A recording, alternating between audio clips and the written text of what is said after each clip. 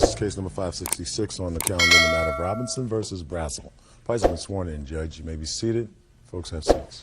According to what I've read, it is your claim, Kenneth, through your mother, who was your guardian, that Sandra and her mother filed false police reports about you. You used to be her boyfriend. That was last year. Things did not go well. She claimed that you made threats against her, and her mother made threats against you, as a result of which you suffered some emotional disturbance, problems at school. Sandra says that everything that she said was true. Her mother says that everything that she said was true, and that she is, in fact, counterclaiming. She says, despite the fact that there is a restraining order, you continue to harass her, you and your friends. And in addition, she says that you've damaged both the family car and house by instigating and being involved in some egg throwing at her car. So let's get some dates here. You dated up until when, Kenneth? It would have to be January 7th, Your Honor. And when do you believe that Mrs. Brazel filed a first complaint about you? Oh, and police, they came to the house on January 10th, Your Honor. Who was at home when the police came to the house? My father was. What happened? They just shortly talked to him about how they checked my record and said I've never been in trouble before and that Miss Brazel is filing a restraining order on me. Can I see the copy of the application for a restraining order, please? Is it true, Sandra, that you broke up in the beginning of January? Yes, Your Honor. All right, so the first thing we have here is verbally threatening my life. What kind of threat was that? There was a time after we broke up, Kenny made me come back to his house and talk to his mom. And she said that if I didn't stay with him until we went to a dance at prom, and that if we didn't remain peacefully together, she'd have a Mexican girl come beat me up at school if I didn't stay peacefully with her son. When was the dance? It's prom. It's coming up next weekend. What did she say to you? If you don't stay with her son for prom, she's going to have somebody beat you up? Yeah. Did you say that to her? No. No. I was very happy that they had broken up. Why? Because the relationship was up and down. Constantly. Sandy was breaking up with Kenny. They'd get back together. Everything would be fine for a while. Then they'd break up again. And there was just a lot of emotional stuff going back and forth. Did you have any conversation with her at all? Not about the prom. No, I did not. This says the allegations of abuse. The most recent allegations of abuse by the defendant was on January 10th. Verbally threatened my life. And then again, I received a call from him saying that if I went to school this day, which was Friday, he would have this Mexican girl beat me up because of the broken heart I left him with. I had my mom take me to the police station, and after the report was made, he showed up at school with her today. That was the day I filed the restraining order. Well, who threatened you with this Mexican girl? He or his mother? His mom and he both have. Kenneth, I have some questions for you. Did you ever see Sandra with another boy? No, I did not, Don't Your give me an Honor. Did you ever see Sandra with another boy? No, I did not, Your Honor. Either at her house, at school, in the park, anywhere else? No, I did not. Did he? Yes. When? In front of my house, I had a friend over. We were going to go out to have some coffee. Was it before or after January 7th? It was before January 7th.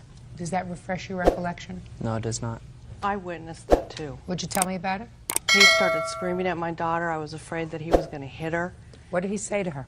He was just screaming, calling her a slut and a whore, that she was sleeping around with all these people from Bradshaw's. And in fact, I had to kick him off my property because this has not been the first time he's done this. That never happened. That never happened, Your Honor. Why do you think they would make up these stories, Kenneth? I don't know why they'd make up any of this. Really? I truly don't. So as far as you're concerned, you haven't bothered her, annoyed her, or anything else? Is that right? That's right. I want you to tell me about the bagel incident at school where you and your friends were involved in throwing bagels at her at school. It was on February 5th of 2003. And it was a pancake breakfast, just kind of like an all-you-can-eat thing after finals at our school in a way to reward us. And it was maybe towards 3/4 of the way at the end of it. And everybody was throwing bagels. And I walked over to talk to my friend Jarrell. And supposedly, I guess Tyler threw a bagel at the group that Sandy was in. And it hit her friend Sarah Hoare. So I walked back to the group and I tell them, you know, you shouldn't have done that, you're going to get me in trouble. And then Sarah Hoare comes up yelling at me, saying, oh, why'd you throw blah, blah, blah, like getting really loud and causing a scene. And I told her stop, and my economics teacher came up and he diffused the situation. And that was it. Let me hear. Okay, well, everyone was out in the quad minding their own business. My friends and I were minding our own business, and him and all his friends started throwing bagels at us. I got hit like 2 times. I didn't say anything because I didn't want to cause a scene. My friend Sarah did go over there and talk to him and tell him to stop. I got hit. The 3rd time I got hit, I walked over to the teacher, and he started calling me Scarface and calling names at me. I started crying, and I went to the principal and filed the report. I talked to the cop, and they arrested him overnight, and I don't see why he keeps violating the restraining order. I just want peace with him. John, if you look at it, it was in the quad of a high school, and she was in a group of friends, and only her 2 best friends could say they seen me. 2 teachers even said they didn't see me do it. That does.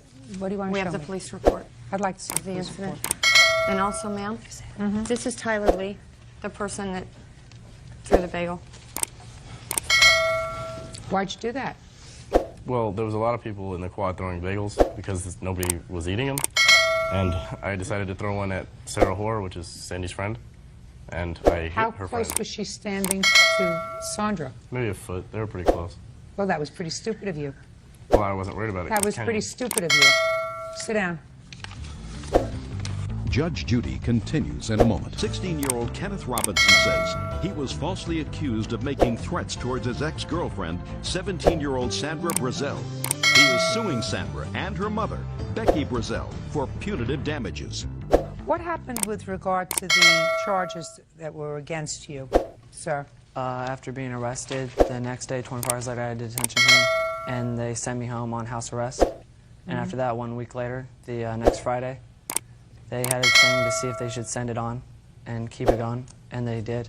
And that happened about 2 more times after that, in which they finally dismissed it due to lack of evidence. Was there a restraining order issued in her favor? Yes, there was. Can I see it, please? Kenny hasn't been served. Again, the restraining order that he had was the temporary when we went to court. I spoke to the sheriff's department, and they said until he's actually Don't tell me what the sheriff's department Okay. said to you. Well, until he physically has it. And we were also told that we would get something in the mail, and we never did. They served him in court. All right, so let me tell you this. There is currently a protective order issued on behalf of the defendant and the rest of her family. It is a valid protective order that expires on February 3rd, 2006. I have an affidavit of service that you, Kenneth T. Robinson, was served on the 31st of January, 2003. Hearing was held before a judge on February 3rd, 2003.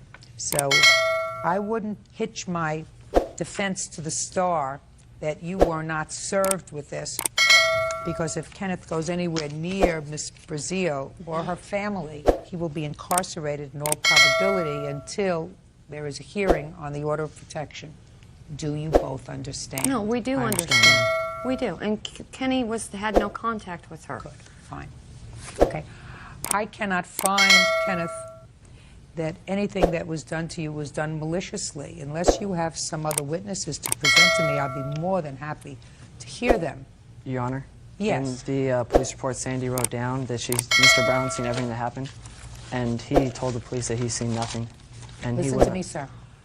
Your complaint against the defendant is that she maliciously brought these charges against you. Is that right? Yes. For no reason other than to embarrass you. Yes.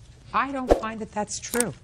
I didn't. You haven't proven your case. I've not done anything to her, and there's nothing recorded that I did do anything to her. There are things recorded. There are her complaints, sir. And you failed to appear at your hearing on February 3rd. A default judgment was taken No, we were against there. you. Well, if you were there, then you should have known that there was an order of protection issued for 3 years. Explain that to me. On the 28th of February, we went down to file the appeal against the restraining order.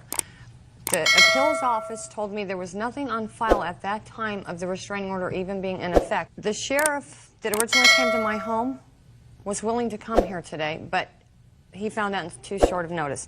His pager number is on where Becky Brazil filed false charges on the 11th and had my home searched by the police, stating that my son was a drug dealer and had weapons. Did you ever say that he was a drug dealer and had weapons?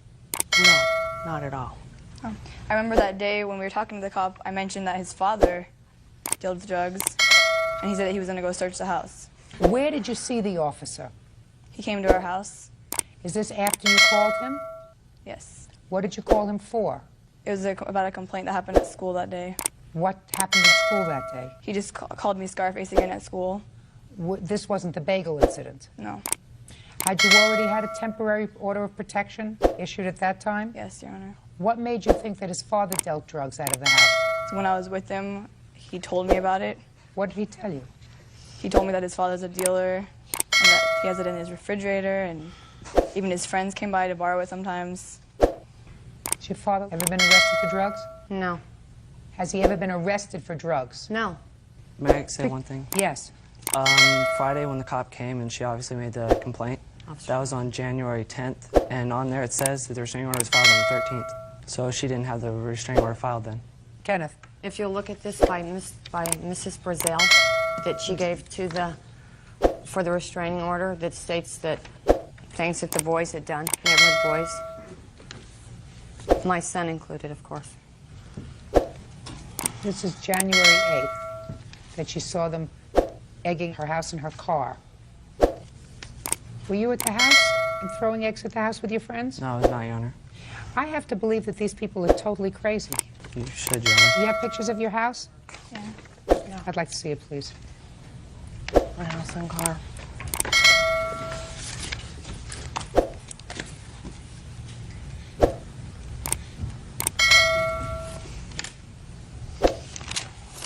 And when we went in for estimates, they also told us that rocks were thrown in addition to eggs. Well, Kenneth, she didn't do this to her own car. I didn't do that to her car either, Your Honor. Ma'am, if I could give you these are letters that Sandy had written to Kenny. As And- far as the stalking, so that you know that he wasn't stalking them. I'd like to see the letters. Thank you.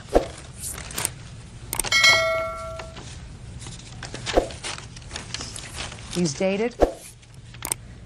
When Yeah. did you get these? Those two were a little bit after we broke up, maybe on the 8th and 9th of January. After you broke up? Yes.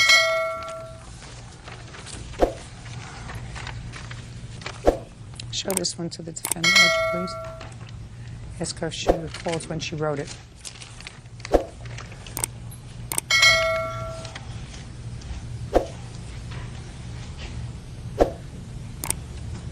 Yes, Sandra.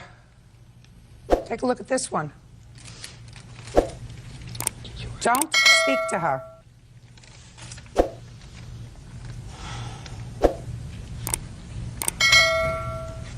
Do you know your daughter wrote those letters? The answer is no, is that right? No. Do they surprise you? Certainly doesn't sound like somebody that's afraid of him. She says she loves him. She never could envision being with somebody. When was this? When I didn't write these near the restraining order. We broke up like 3 different times. This is like when we first started going out. So I don't know. No, that was a messed up, we're talking about a messed up weekend. So, when did you write them? I mean, these sound like they were written a year ago. From How do you know that? just what I'm reading in here and what I've seen of their crazy relationship. There was numerous times where we broke up and got back together, and I really did care for him at a point. That's when I was talking about that, and we got back together. You can see, like, in that letter how I colored it, and I actually did care for him. But throughout This our was whole, 2 weeks before you broke up. that one. But these ones I wrote when we first started going out. Throughout the whole relationship, though, he was really jealous and controlling. If I even saw me talking to a guy, he'd accuse me of doing stuff. Look, I cannot in good conscience, Kenny, tell you that I can award you any damages because the court found after a hearing that you had in fact engaged in conduct that warranted a restraining order and granted her a restraining order for 3 years. Do you understand? Yes, I understand, Your Honor. Now, the fact that you may have an appeal or wish to appeal that doesn't take away from the fact that a judge, after hearing, I assume, all sides in this case, you included, right? Okay, may I add one thing, Your Honor? No. You included, decided that she was entitled to a restraining order. You understand? Yes, Your Honor. You have a counterclaim. And your counterclaim is for damages to a car, damages to a house, and pain and suffering because she got hit with a bagel. Right? No, not because she got hit with a bagel. Listen to me. They had 2 children, and they have to stop. She can't reach out and say, okay, I'm sorry, it was a bad thing that happened, and then step back. Because at his stage in life, his testosterone is working double time, and hers is not. So she can't be a tease. Do you understand? That's what happens. That's what happens when you have a fight and you write that kind of a letter. On and off and on and off. You can't do that. Looks like both of you got your car's egged, maybe got your house's egged. You still go to the same school? Yes, Your Honor. Let's try to be smart here. I had one thing, Judge. You want to be stupid or you want to be smart? I wanted to talk. Good.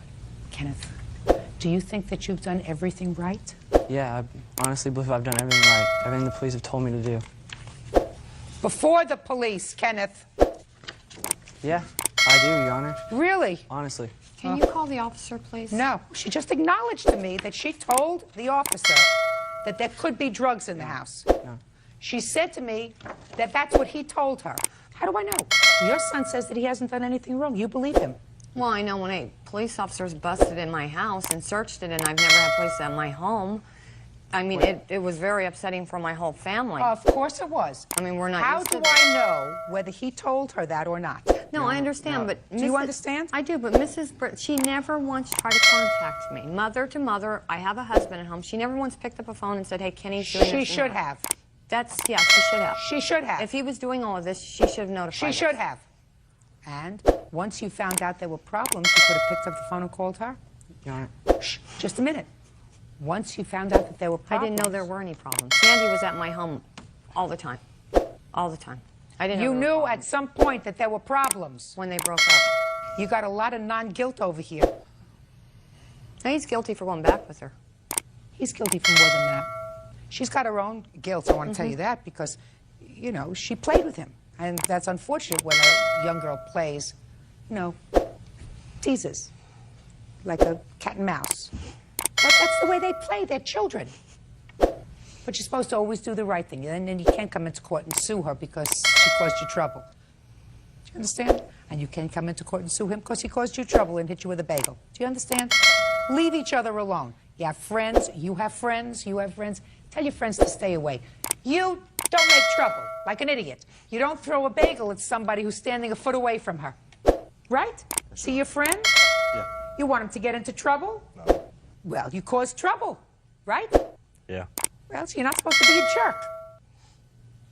Try to behave yourselves, will you please? Goodbye. Parties are excused. Yeah, this is case number 494 on the calendar in the matter of Crosby versus Edwards Lee. Parties have been sworn in. You may be seated, sir. Have a seat, please. Miss Crosby, according to what I've read, the defendant, who was a friend of yours, Yes. did a very, very nice thing. You and your husband were being evicted from an apartment, and she said that you could come and stay with her. Is Yes, that right? yes. And you did. Yes, I did. How long did you stay with her? It was almost a month, maybe, well, right at a month, About a month. because we moved in on the 15th. Does and she have a we- really big house? It was a one-bedroom townhouse. So it wasn't as if she had a big sprawling place. No, Where do you know her from? the same complex. So you stayed with her for a little more than a month. She was a nice gal. And then you say that when she told you to leave or when you were leaving, she kept some of your stuff, Yes. mostly your jewelry, No, it was most clothing, more clothing and jewelry. and that she ruined some of your property. Yes. This person who had done really nice things for you all of a sudden decided to become psychotic. So I'd like you to tell me why you think that that would happen. Okay, when whoever and I moved in with Regina, she offered us to move in. I told Regina that we weren't going to be there long, okay? She offered us a place to stay until we got up on our feet. I did get me a storage, and my storage was full, and what I had left, she said that I could bring it down to her house, which were, I have a listing of things that were brought down to her house. I have pictures of things that were ruined. Just get to what happened. We moved in, okay. Then came January 13th, we were going to move out. Regina was at work. Wilbur and I stayed there. We was going to inform Regina that we were moving out, which I told her we weren't going to stay long. We weren't staying long. So we started packing our things. We got our first load. Well, you didn't tell her, just a second. You didn't tell her the day before that you were planning to move out the next day? I feel like I didn't have to because I told her from the beginning that we weren't planning on Just being there answer long. my question, Mrs. Crosby. You stay with this lady for a month. You decide to leave January 13th. You're living in a small one-bedroom apartment. You don't tell her the day before, by the way, Thanks. Shh, just listen to me. Okay. By the way, thanks for everything. We're going to be moving tomorrow or 2 days before. Thanks for everything. And you say you didn't feel as if you had to. I just want to understand you. You say you didn't feel as if you had to tell her anything about you moving. I told her we weren't planning on staying long. And we moved Okay. on. Regina left Fine. a note. Fine. She left a note asking for $50 to pay a bill, a phone bill or electric bill or something like that. She left a note on the counter. What did the note say, Miss Lee?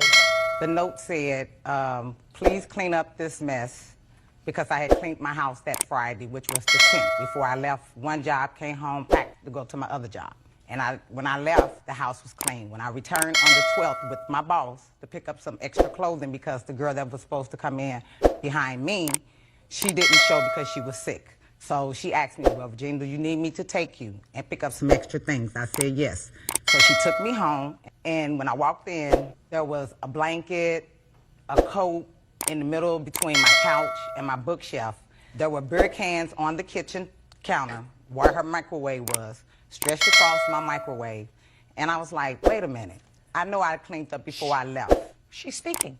So you left her a note and said, clean up this mess. Clean up this mess. And let her know that I needed some money to pay, like she said, a bill. Had she given you any money, she or her husband, in the month that they were there?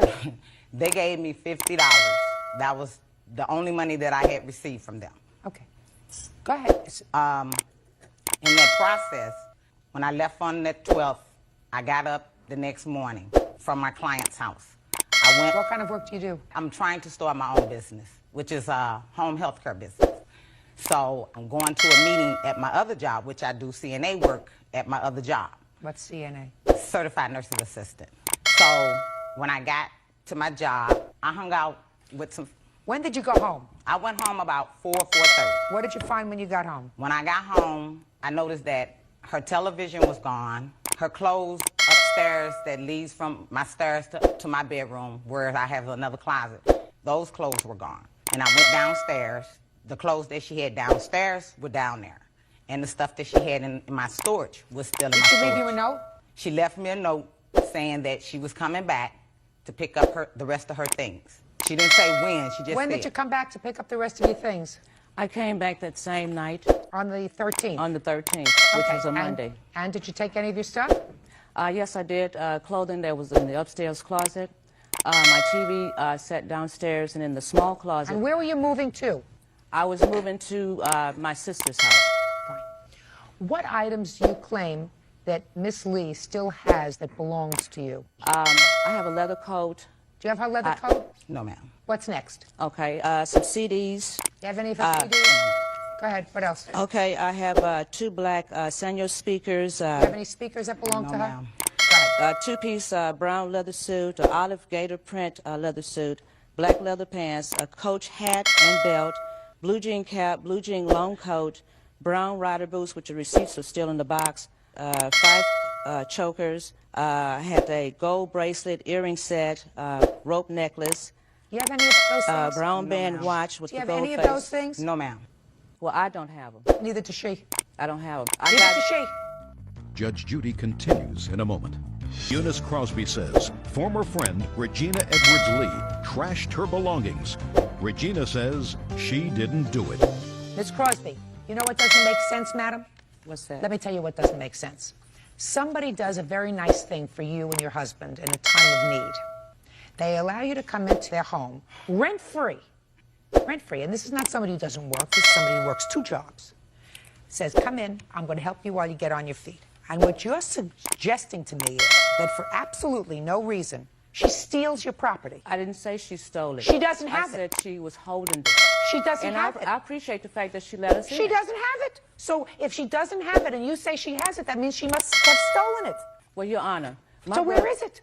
I don't know. Neither does she. My brother was there. He came there January 28th after whoever and I had left with police assist, okay, to get our things that she gave me 45 minutes to come pick up. Just a second. So you were there again. So you were there on, listen to me. You were there on the 13th, Miss Crosby, without her there. The first thing a woman Because takes, I was living there at the time. I'm speaking, the first thing a woman takes is her jewelry. Cash and jewelry, because that's easy. It goes right in your pocket. It doesn't require a moving van. Then you came back again the 13th in the evening. And she let you take more of your stuff. And No, you're telling she me, didn't. I'm speaking, and you're telling me again you didn't take your jewelry. Then you came back with a police officer. So you were there 3 different times, and 3 different times you didn't get your jewelry. She had it on the patio. She wouldn't let us in the house. What do you want to say, sir? You're the husband? Yes. Yeah. Okay, on the first time we left the apartment there, we got the TV and the little other stuff. We came back the same night. The back gate was locked with a padlock. Thank you. Okay, she had locked the back gate, wouldn't open the front door. I don't blame her. You went inside, and you got some more stuff. No, we didn't go We didn't inside the building. I came up from work, and she was already at the house when I came up from work. My wife was already there when I came in from work. You were working? Yeah, I'm working. I was working. I just started working a day after Christmas. How Driving much dump money truck. did you give her? I gave $50 on my first check I had. When it rained, I can't work. What do you mean you can't work? I drive a dump truck in mud. When it rains, I cannot go to work. So it's too muddy for us to drive a dump truck in the fields. She doesn't have your things, Miss Crosby. She doesn't know where they are. Do you know where her things are? No, ma'am, I don't. Well, Your Honor, I didn't get all my things, and I did not go to her house unless I had police assist. I have called Regina, and Regina would give me things like, I'm too busy. I said, well, Regina, when is it a good time for me to pick up my things? She goes, I don't know when there's a good time. I tried to be fair with her. You weren't fair with her at all, madam. I called her. Hey, listen to me. You weren't fair at all. Here's somebody who did you a major favor. You spent a month in her home. I'm speaking. You spent a month in her home, and without so much as, according to you, because I didn't have to tell her anything, I told her I wasn't staying long. You pack up your things and start to go because you didn't like a note she left you. That's not it. It was That's not it. That's too coincidental to me. Your Honor. I'm speaking. She left your note on the 12th and on the 13th without giving her any notice whatsoever so that she can say, listen, I don't know these people really well. I want to be there when they move out. I want to make sure that they don't take anything that belongs to me. We waited for Regina. We just didn't just go in and start packing and moving. We waited so that we could inform her that we were moving. Oh, you didn't tell me that. Well, you didn't give me a chance to. Oh, no, yes, I did. Yes, I did. You told me when we started this case, Miss Crosby, that you started to pack, and I said to you, did you let her know the day before on the 12th that you were moving? You said, no, I didn't have to let her know. I told her we weren't staying long. It's in that statement saying that we waited for her. Before you started to pack your stuff, was she home? No, she wasn't. Right. But we waited for her. Miss Crosby, she doesn't know where your stuff is, right? No, ma'am, I don't. Case is dismissed. That's all. Parties are excused. You may step out. This whole thing is not fair. I tried to be her friend, and this is what happens. First of all, the statements that Regina made were not true. Not only did I have her and her husband in my home, but I had her husband, and her dog. She's lying, and I'm upset about that. I never let anyone stay with me again. I don't be friends with liars. And now the next case. All parties in the matter of Copeland, Hilburn versus Hilburn. Step forward, please. 19-year-old homemaker Jenny Hilburn and her mother, Patsy Copeland, are suing Jenny's mother-in-law, paper delivery woman Barbara Hilburn, for an unpaid loan to move. You're Miss Hilburn? Mm-hmm. Yes, ma'am. This is your mother, Yes, ma'am. and this is your mother-in-law. Yes, ma'am. Where's your husband? He's watching the baby. According to your complaint, your mother made a loan to your mother-in-law after a family tragedy. Yes, ma'am. And your mother-in-law acknowledges that you gave her $2,500 in order to assist her in moving, but says it was a gift. It's what family does.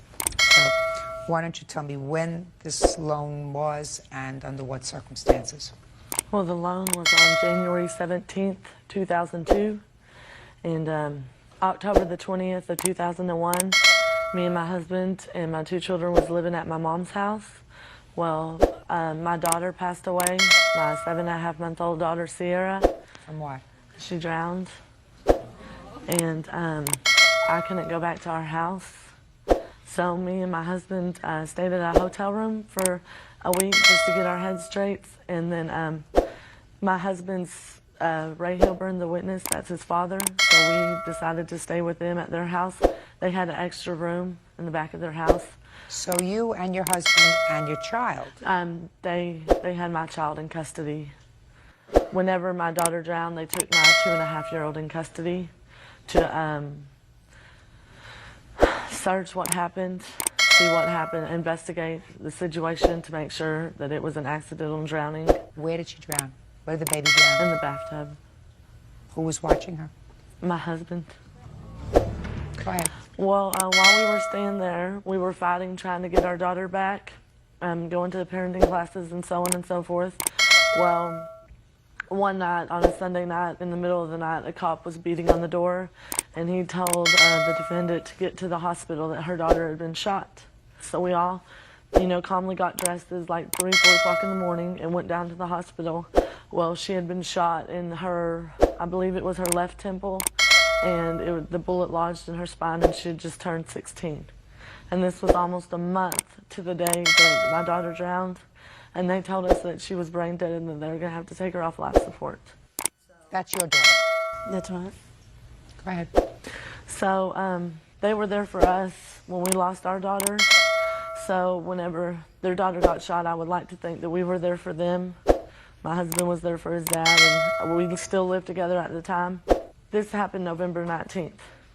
Well, then at the end of December, we found out we were getting our daughter back. So they talked about how they wanted to move out of that house extremely bad. Barbara couldn't take living there because it reminded her so much of Katie, her daughter who had gotten shot. And me and my brothers, I have 2 brothers and 2 sisters, none of them wanted to go back to our house because of what happened.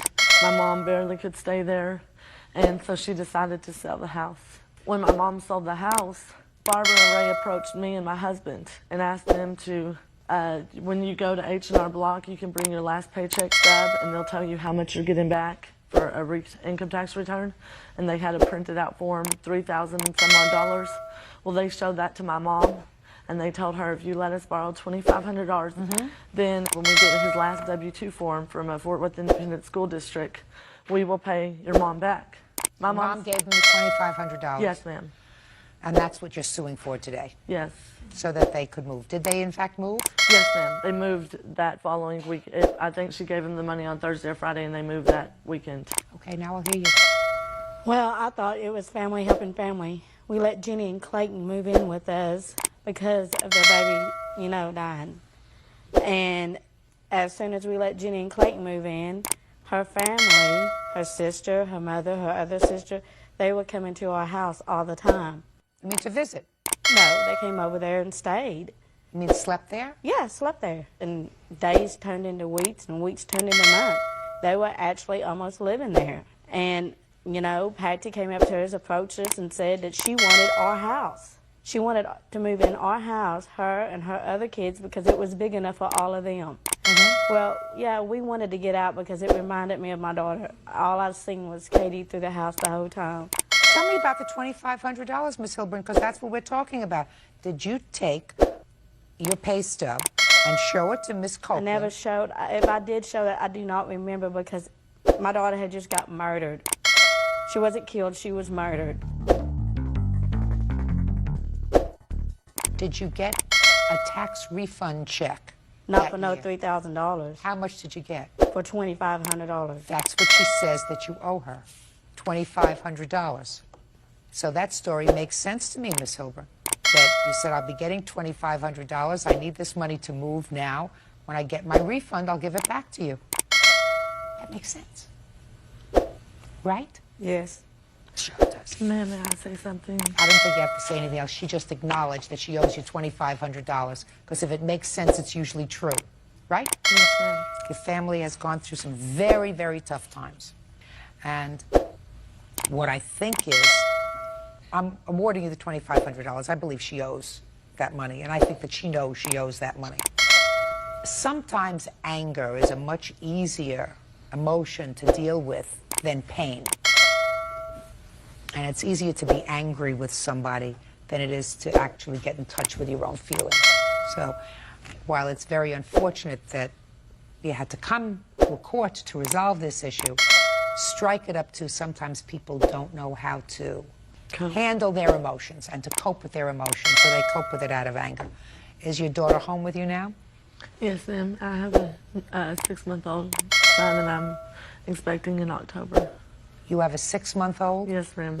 Now? And you're expecting in October? Yes, ma'am. And you have a 3-year-old? Yes, ma'am. That's enough children for a while. My husband, we know. We know this is it. Knowing is one thing. Doing something is something else. Do you understand? Yes, ma'am. You got to do it. Good luck. That's all. Thank you. Parties are excused. You may step out. Your Honor, this is case number 592 on the calendar in the matter of White versus Hensley. Parties have been sworn in. Judge, you may be seated. Ma'am, have a seat, please. Mr. and Mrs. White, Mr. Hensley is whose stepfather? Mine. Yours. According to your complaint, your stepfather and mother were living in Alaska, and your stepfather was looking for work in the state where you live, which is, I believe, Oregon? Yep. So he asked if he could come and stay with you. The agreement was that once he started to work, and I assume brought your mother to Oregon, that he would start paying you rent. And he found work at some point. You loaned him some money to go back to Alaska to get his tools and some other things. Came back, that job didn't last very long, but then he stayed with you for 6 months and paid no rent. So you are suing him for rent for the 6 or so months that he lived with you, and for the plane ticket, because according to your complaint, at this point, he is divorcing your mother. Mr. Hensley says that there was never an agreement for rent. He stayed there because you were family, and in addition, you kept some of his property, and he is counterclaiming. Is that right, sir? Yes, ma'am. Who is this lady? This is my ex-wife from 27 years ago. Why is she here? Mark called her and told her on the 30th of December that he was going to bury me, and he had thousands of dollars to do it with. Okay. Okay. Mr. White, I'd like you to tell me when your stepfather came to Oregon to stay with you. Middle of November. Tell me what the conversation was that you had with him from Alaska that precipitated his coming to Oregon. It was just with my mother. She, you know, he needed work, and they were down, and so she suggested he come down here and look for work. When did you have a conversation about rent? Well, when he first come down, it was, you know, and that's, he suggested, and my mother suggested, you know, hey, once we get on our feet, we'll pay you back for everything. I want to hear that. I want to hear the specific terms of the contract that you recall specifically, Mr. White, while you're testifying under oath. Do we understand each other? The specific terms of the contract were... And exactly when they happened and what the conversation was, not your synopsis. Well, I Do you lose there understand? because I can't tell you exactly when it happened. I mean, we had these that's unfortunate, conversations. sir. Oh, Yeah. that's unfortunate that you can't tell me when it transpired. Because if one is seeking to enforce an oral contract, it's your obligation to be able to tell me when the contract was made, what the words were that made the contract. Do you understand? Mm-hmm. Yeah, well, when he first got down here, he made the point that, you know, hey, once we get going here, you know, we'll pay you back. We'll make this right. If we have to sell the house up there to do it, we'll do it. I mean, but, you know, we didn't sit down and have a 1 hour Well, you contract. tell me, Mr. White, when you allege that you had a conversation with Mr. Hensley regarding the specific amount of rent he was to pay. We did. It was he would just pay us back for everything we put out for him. So where did you get the amount of $200 a month? It's just taking a general amount of what it cost us to have him, and so we did it over a 5-month period, even though we paid for things for 14 months. Mr. White, I'm sorry. I can't enforce that kind of a verbal contract. So now I'll hear about the plane ticket. Well, we bought him 2 plane tickets. You know, his original ticket to come down, and then his ticket to go back up in December because he had to get all his tools to come down and work. What was the specific amount of the plane ticket that you sent him to come down? One was $745, and the other was $230. Now, the one $230 was the one-way ticket for him to come from Alaska to the original down. And how did you purchase that ticket? On a credit card? Credit card. Who asked you to purchase that ticket? He did. Is that right, sir? Who asked you? His mother. And where were you? I was probably out in the shop working when all this took place. I had a shop next to the house in Alaska. Where did you think that the $230 came from to purchase that airline ticket?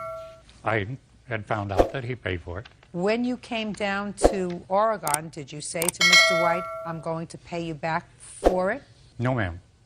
On Why not? September 11th, during the big bombing, Mark and Diane and their children were visiting us in Alaska, and they shut the airports down, and they couldn't fly out the next day, so they borrowed our Bronco and brought it down. And this ticket was purchased by them so I could come down and take the Bronco back to Alaska. Did you have his car? No, I took my mother's Bronco Whether it's your mother's Bronco or his Bronco, you took their car I brought it down with the stipulation I was trying to sell it for her. Why didn't they sell it there? There's no market up in Alaska. It's dead up there. I couldn't even sell it down here. I mean, this is not a nice Bronco. It's a 1988 Well, why did you drive it down? Because we had to get down. There was no other way to get down. You had to get down because of the September Yes. 11th crisis. Yeah, there was not a rental car to be found north of L.A. And what about the $745 to go back and get your tools, sir? I had been offered a job, and Mark offered to pay for the plane ticket. Well, how did he know about your need for the plane ticket unless you came to ask him, Mr. Hensley? This is not going to be all one-sided, sir. I want to explain that to you. No, ma'am. Okay? Okay. I don't like people who act like pigs. Judge Judy continues in a moment. Mark and Diane White claim that Mark's stepdad, James Hensley, owes for a loan to move and for unpaid rent. James says the couple offered their financial help. Why should he make you that kind of a gift, Mr. Hensley? Because he's a nice person. And what about you? I also am. You're not if you say that this $745 was a gift that you had no intention of repaying once you started to work, sir. I had intentions of paying it back. Yeah. Perfect. Then you're going to do just that, pay him back for that plane ticket, $745. Now, what property do you say he has of yours? An Ingersoll Rand Can I one-inch see? drive Can I ranch. see? And Please see the list that he's got here. my watch and ring. When did you decide that you were going to divorce Mr. White's mother? The first week in November of 2002. Why? She was having a drinking problem that I'd been working with for years, and it just came to a head finally. You didn't find somebody else, did you? Yes, ma'am. And let's just be honest here, okay? You have his tools. I don't have anything except for two W-2s, and this is the first we heard of this first time 3 days ago. Men's diamond and gold wedding ring. You have that? Why would we have his wedding ring? I have no idea. Why would he take it off if he I was have no still idea. married? I have no idea where he would leave it. Possibly I can explain that. I'd like to hear it. Shortly after his mother and I decided to get a divorce, she told me that she had taken my ring and watch out of my drawer beside the bed and put it in a box and put some stamps on it and sent it to Mark. Sue the post office. Yes, ma'am. Set of jumbo box and wrenches. Do you have that? We don't have anything else that I know of. If he thinks he has something there, he can come look. Okay, fine. Then he can come and look.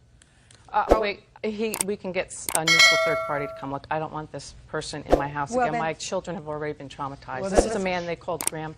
Listen to me. Listen to me. Take your don't children want out for an hour. Have a police officer come with him so Oh, we can that'd look be for his fine. tools. Yeah, Take your children out just as long as there's notice. In any event, you owe him $745, and I've just decided on the counterclaim. Go and find your tools and your jewelry. What about Sue all the post rest of office. this? What? Well, I mean, we give him cash, which I have receipts for. Listen to me, Mr. White and Mrs. White.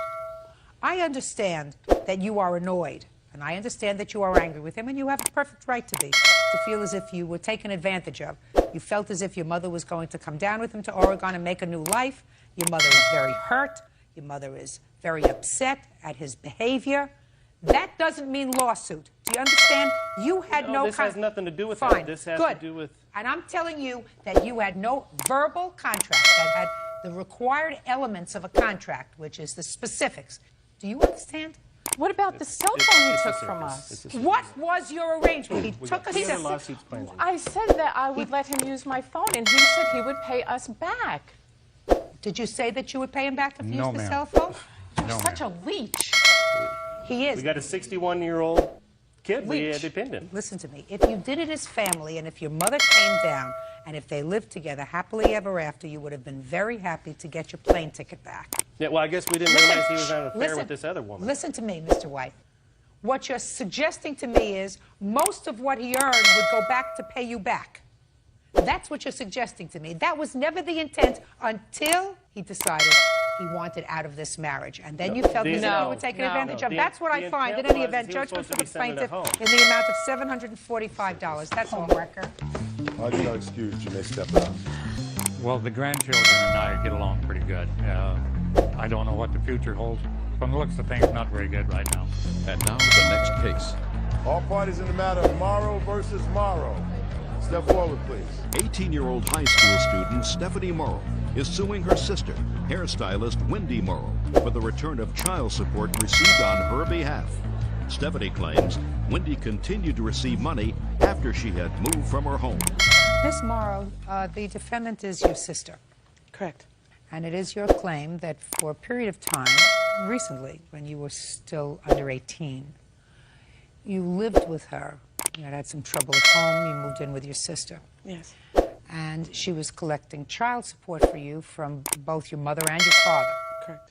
And then you had a disagreement with your sister. You left, and it is your claim that she collected child support even during the time that she was not taking care of you. You want that money back. Correct. Your sister says that that is not true, that she collected only 2 checks when you weren't there, and those checks were retroactive checks for money that had been owed to her for the time that you were, in fact, living there. Yes, ma'am. During what period of time did you live with your sister? I lived with my sister from August of 2000 until July 14th of 2002. Is that right? No. When did she live with you? August 99. 8/99. Until September 1st, or what's that weekend? Labor Day weekend? Yeah, the Labor Day weekend, that weekend. Your Honor, I have here the initial shelter order from when I was placed in the care of my sister, and it states here that the initial shelter order was placed on August 31st of 2000. Had you lived there before? No. I might be wrong. There you go. Okay. What about through Labor Day weekend? Your Honor, on July 14th, 2002, my sister assaulted me in a car, and she left me in the streets of Staten, Oregon, to defend for myself. And from July until the end of August, I lived on the streets on my own. August of 2000 to July of 2002. And what were the support arrangements, Miss Morrow? Well, my dad is to pay, her mother's to pay $200 a month. That was between her mother and I. And our dad was to pay $335 a month, and that was through the state, Oregon State. Okay. The support money that you were receiving from her mother, I assume, was terminated, stopped coming. I didn't receive a check the month that she was not with me, no. Fine. That's not what you're talking about. You're talking about the check from your father? I'm talking about the check from my father. Okay. How many months do you allege your father sent checks to your sister when you weren't there? 9 months, Your Honor. Which 9 months? July, August, September, October, November, and December of 2002, January, February, March of, until March of 2003. Okay. I'll hear you. Okay.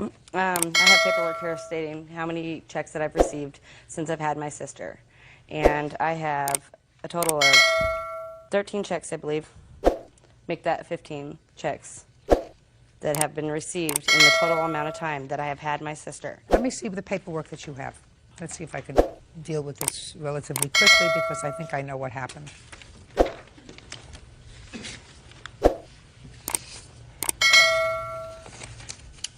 She was supposed to have received $6,700. Yes. She received less than that. Yes. $3,787. Right? Correct. So there's $3,000 that she did not receive. No, the child support that I'm suing her for is the child support she received for the time that I was there on August 31st of 2002. There was a telephonic hearing with my father through the child support district. Yes. Where I was not with Wendy, and she claimed that I was, and if she would have told them that I was not with her at that time, they would have stopped sending her child support, but she did not. She acted as though I was with her, and so the child support continued. You have a court order that says that? Can I yes. see a court order? Because other than that, that's merely hearsay. Who is this person? This is my guardian, Terry Jury. Right here? It's... I don't know. Supposed to be at the top of the page. So what happened, your father was giving you money directly, is what he said, not her. Your father's position was that he didn't owe the kind of money that child support said he did. Yes. Because during the time prior to when a support order was actually entered, he was giving you money directly by check. Yes. Your father's position with child support enforcement was that he should be given credit for that money. And child support enforcement, which already conducted a hearing on that, said no. He can. Listen to me. Sit down. I didn't ask you to stand up. So I want to know, Miss Morrow, now that I've taken care of that, you went to live with your sister. You lived with your sister for 2 years. You lived with your sister because your mother threw you out. That was the reason. Clear. You're not living with your mother now. You're not living with your father now. Now you're living with somebody else who says that they're your guardian. They are she is. I don't know how she's related to you. How is she related to you? She is not related to me. Fine. So now you're living with a biological stranger who's your guardian, who you want to get your money from now on until you're 21 years old. But why are you wreaking havoc with your family? Because, Your Honor, this isn't the first time that my sister has fraudulently taken people's money. What are you, a monitor? Are you a monitor? No. You went to live with her. You lived with her for 2 years at a time when you were in trouble. Why is it that you are creating such a difficult situation for your whole family? I'm not creating a difficult situation are. for my whole family. Oh, you are. You are. You're bringing in your mother, you're bringing in your father, you're bringing in her father, you're bringing in the courts. Eventually, she's going to get money for taking care of you. You're a big girl. You should have a job and take care of yourself. But why are you involving after people did nothing but be nice to you? Especially her. She took you in. She had no obligation to take you in. And I guarantee you, at the moment that she took you in, for the first week or 2 or 3 or 4 or 5, she wasn't getting any money. Because it takes time for the courts to get together and to get money. So I would suggest, madam, that you rethink, because you're not a baby anymore. She took care of you without compensation for a long time. She doesn't look like she's rolling in dough. Sounds to me, madam, in your 18 years, you've created enough trouble. Grow up. That's all. Parties are excused. You may step out. Yeah, this is case number 573 on the calendar in the matter of Dotson versus Lopez Gomez. Parties have been sworn in, Judge. You may be seated, ladies. Have seats. Is this your sister? Yes, ma'am. Mr. Dotson, according to what I read in your complaint, you and Mr. Lopez were in a relationship. Correct. That relationship terminated. Correct. On a date, which you will tell me, you went to the hairdressing shop. Correct. Owned by Miss Gomez. Yes. Where Mr. Lopez, her brother, works as a hairdresser. Correct. You went there for some reason about a bill or cell phone or something. And to give him And an altercation happened when you were there. You claimed that you were injured by Mr. Lopez, who cut you with the scissors in the face, and that when you were taken to the hospital, you were arrested there on assault charges, trespass, etc., on a complaint by both Miss Gomez and Mr. Lopez. So you are suing them both for your medical bills, correct, as well as for the false arrest. Correct. And they say that you came in there and caused the disturbance, and the injuries that you sustained were a result of a disturbance that you caused. Incorrect. Is that pretty much it? Okay. How long were you and Mr. Lopez in a relationship? 6 months. And at what point did this relationship terminate?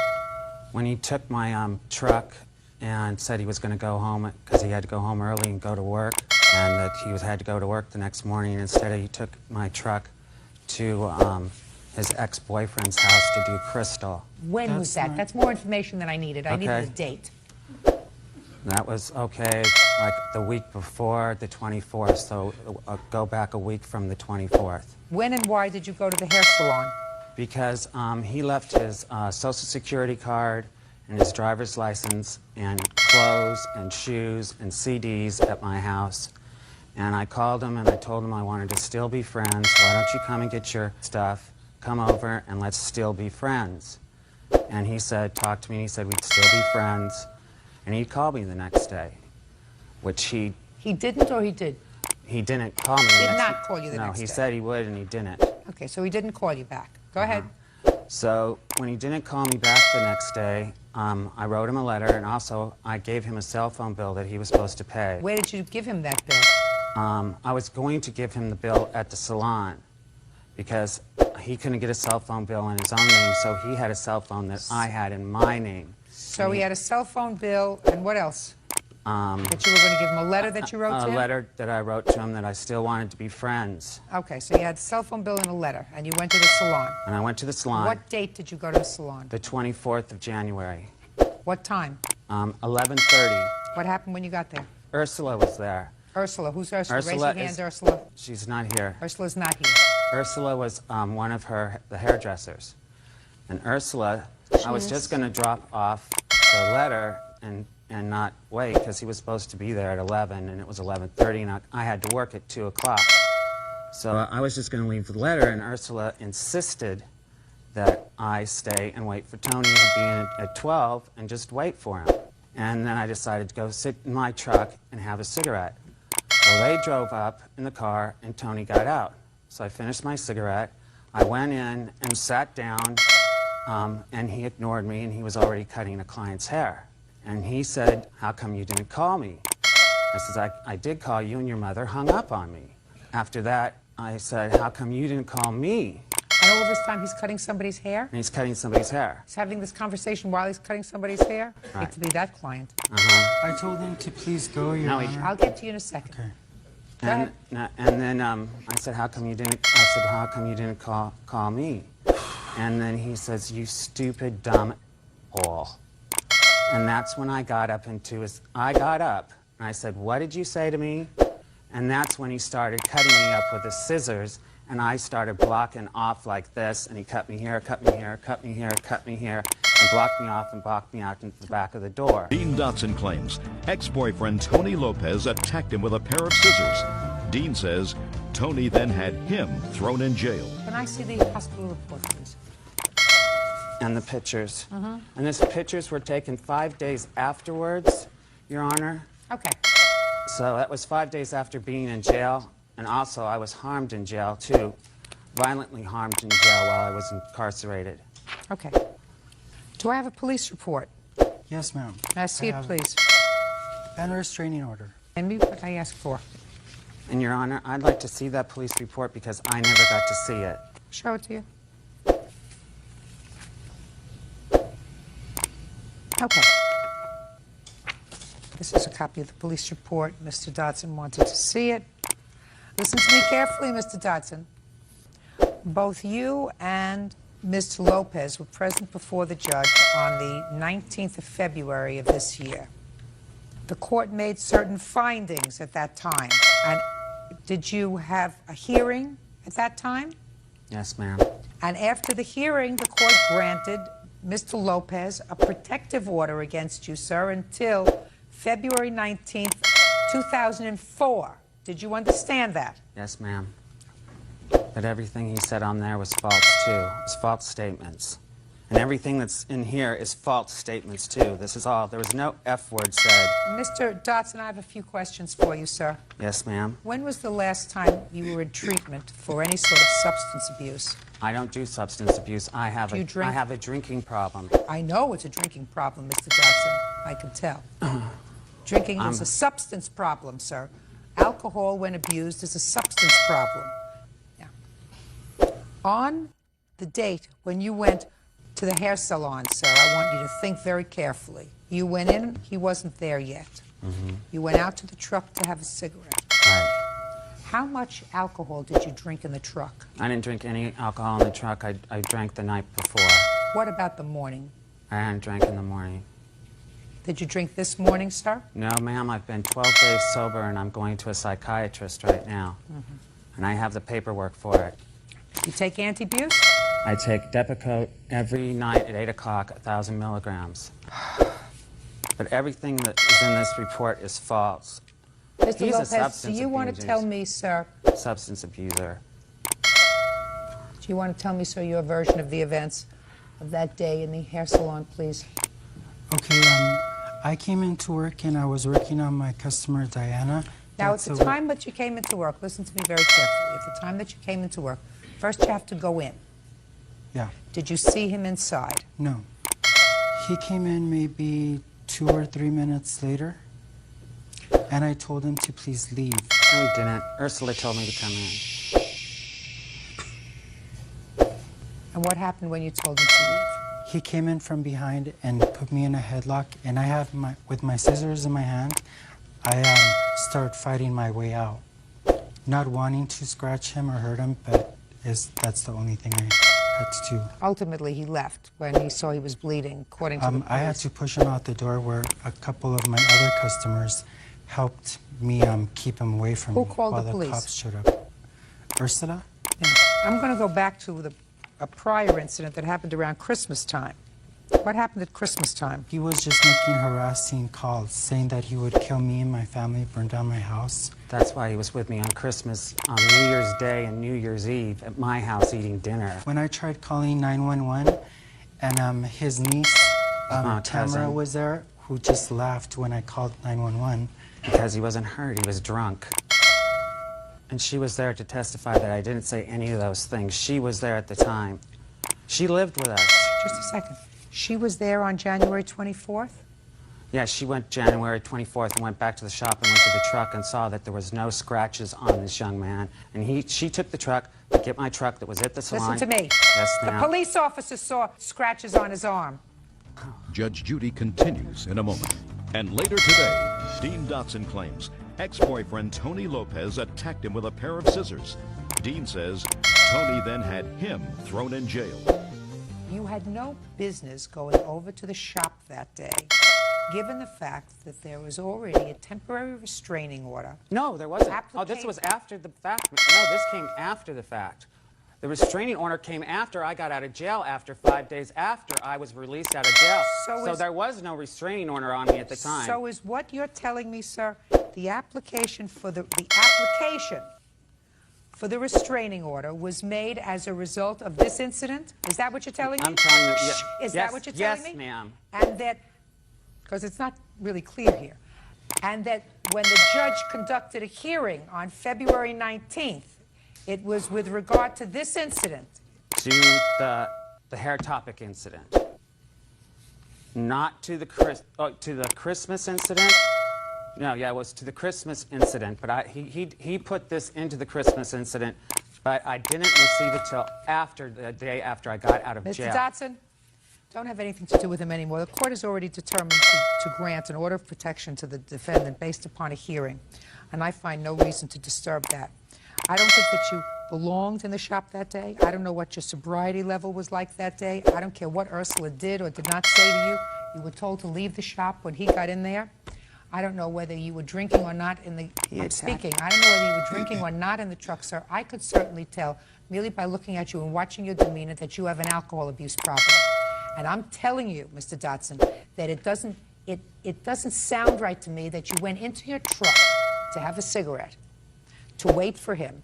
You waited for him and gave him sufficient time to start working on somebody, and then went inside to the salon. Somebody who has an alcohol abuse problem needs a little bit of courage before they go in to confront somebody, and that's what I believe that you did. Anyway, your case is dismissed. That's all. Parties are excused. You may step out.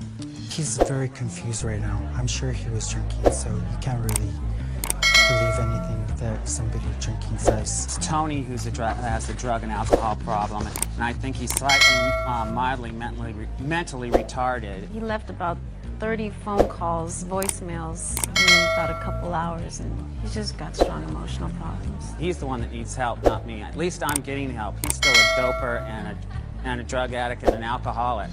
And now the next case.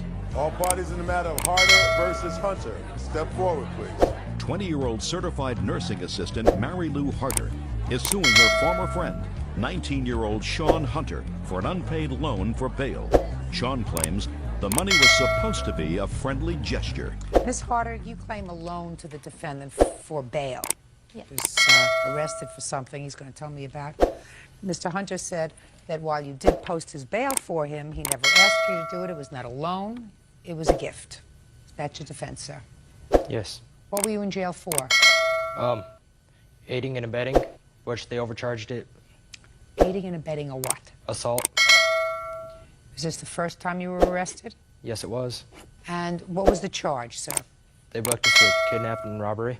Who's us? Me and my 2 co-defendants. They friends of yours? Not anymore. Tell me about the incident. Well, I was living out in Nampa, Idaho, and I went and hung out with them, and his girlfriend got a call from one of their friends. You want to come to Boise, hang out, and we'll go have fun, go get my grandma's car. We said, okay, sure. So we went to Boise, picked him up. He said, we can't get my grandma's car until my mom leaves. We're like, why? He goes, because my mom can't know I'm taking it. So we asked him, okay, so you want to steal the car for you? He's like, yes. And we told him, no, we're not going to do that. Give us the gas money you promised us, and we're going to go home. And he ended up calling the cops and getting us arrested. This other so-called friend of yours claimed that you had kidnapped him? The kid who called us to Boise said that we just, because he had my friend's girlfriend's cell phone and was using it. And we told him, give us the cell phone back so you can go, because we're tired of arguing with you. And he just called the cops and got us arrested. The charges were subsequently dismissed? Yeah. Were they dismissed, or Yes, did you they were. plead guilty? I pled guilty to aiding and abetting. Sorry. Now, how do you know him? We're friends. Okay, and when you got arrested, your bail was set at $25,000, $2,500 cash. Is that right? Yes. And how much money did you have? I didn't have any, so I asked her defendant, Mike. He's not a defendant. Or he's a witness. Her witness, Mike. You know, you really have to get the players fixed in a court case. Yeah. You're the defendant. She's the plaintiff. That's a witness. Okay. Court officer. Judge. Judge. Got it? Got it. So you called your friend Mike. And I asked him to go downtown, talk to all my friends, get money to get me out. The next day, the bondsman came to me, signed me out of jail. Mary Lou's all, guess what? I asked her what. She goes, I bonded you out. And at the time, she never said, you got to pay me back right now. Just a minute. Or anything. Hold on a second. Okay. Step up here. You are Michael. Yeah. What did he say when he called you? He asked me to call his friends, like he said, and try to get some money to bail him out. Did you get any money? And no, I didn't. He has poor friends, or they don't like him, or what? No, I couldn't get a hold of them. And tried their cell phones and everything. I couldn't get a hold of them. So how did Mary Lou get involved in this? His mom asked her to help out with the money, and So his mother asked you to help. Is that right? Sean, actually, we went over to the jail and saw him, found out what was going on. He asked me if he could borrow some money, and I said yes, I could loan him the money, the $1,250. I couldn't pay the full $2,500, and his mom agreed to pay the rest. Did she come to jail to see you?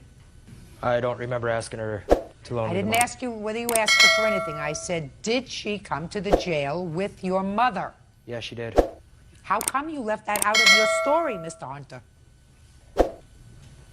I don't know.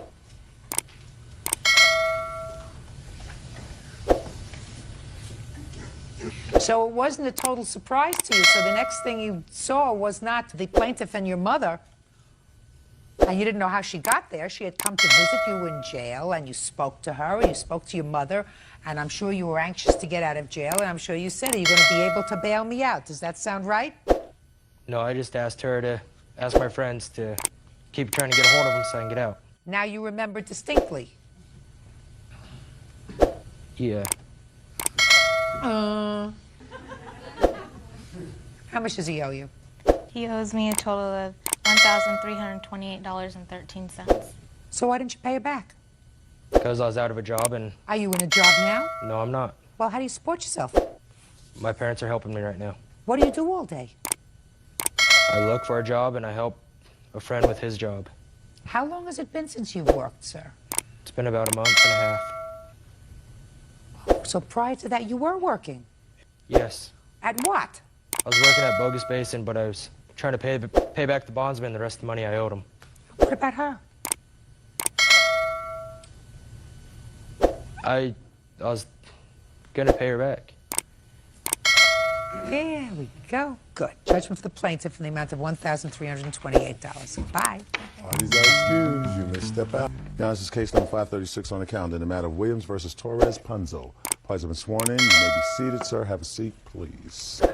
Mr. Williams, you and the defendants used to be neighbors. I gather you've moved from the apartment that you used to have? Yes. According to your complaint, the defendants embarked upon a course of conduct which amounted to malicious prosecution by filing a series of police reports against you.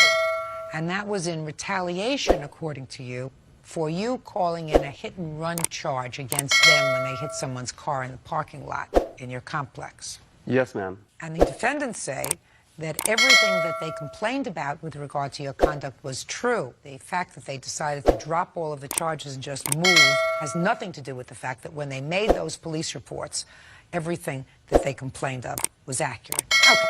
How long had you been neighbors? I lived in the building for 7 years. How long did you live there? A year.